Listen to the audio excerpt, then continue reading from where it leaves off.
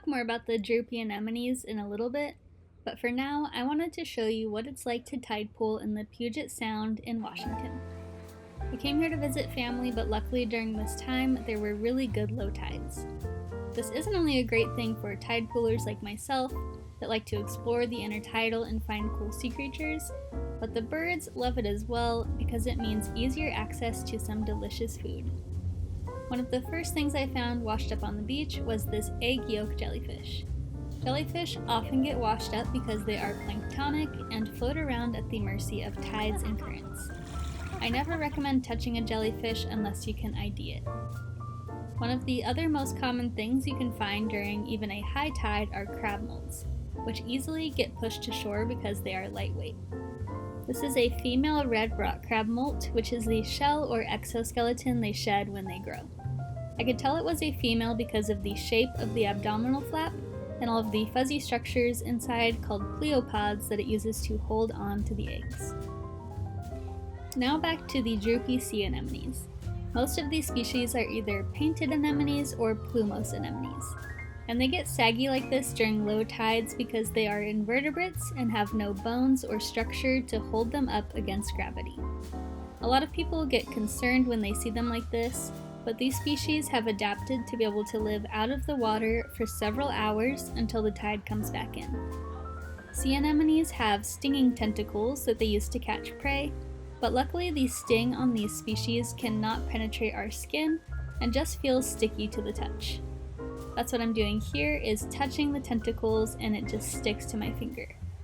Again, I don't recommend touching sea anemones unless you can ID them and know that they don't sting. They don't look the most elegant like this, but once they are back underwater, they open up these beautiful feeding tentacles and look a lot better. At this beach, there is tons of seagrass, and this plant acts as a nursery habitat for tons of baby fish and other animals, like this tiny little flatfish. I'm not a fish person, so I don't know the species, but I think it's either a flounder or a sole, and it was stuck out of the water, so I gently picked it up and moved it back so it could camouflage and hide from the birds. Now that it's back underwater, it blends in so perfectly with the sand that you can barely see it. This little flatfish was not as lucky, and it seems like the birds got to it.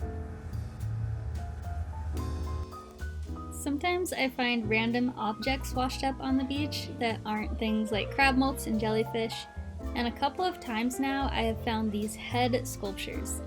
If you have any idea what they are, please let me know, but I am always sure to leave them exactly where I found them. Along this beach, I also kept finding these interesting structures, which also seem man-made.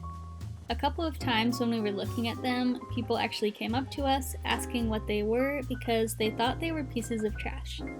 And while they do look and feel very rubbery, these are actually the egg casings of the moon snail, which is one of the largest snail species on the west coast. Moon snails create these circular egg casings that are a combination of eggs, sand, and mucus.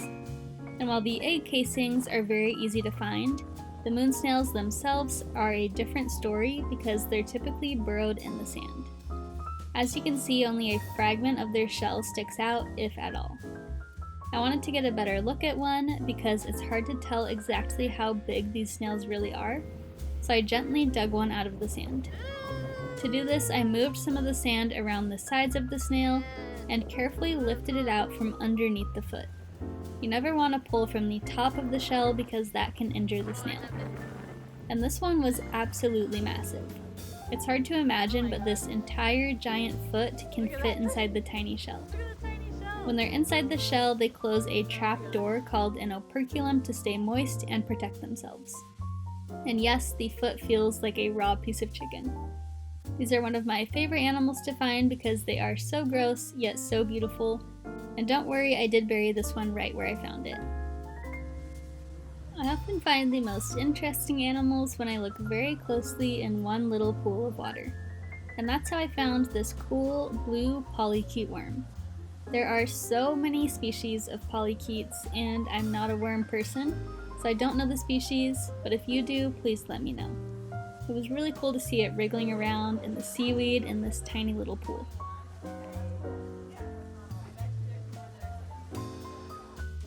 And finally, I found something I had never seen before. It was this tiny tube-like structure that was only about 1 to 2 centimeters long. It was also free-floating and completely closed up, kind of in the shape of a macaroni noodle. I put out a poll to see if anyone knew what it was, and none of my friends or colleagues had ever seen something like this before. A few people guessed it was a Tunait, which it does look like one if it weren't completely closed up, but this is still a pretty cool mystery animal. I haven't exactly figured out what it is yet, and a really great way to finish off this tide pool excursion.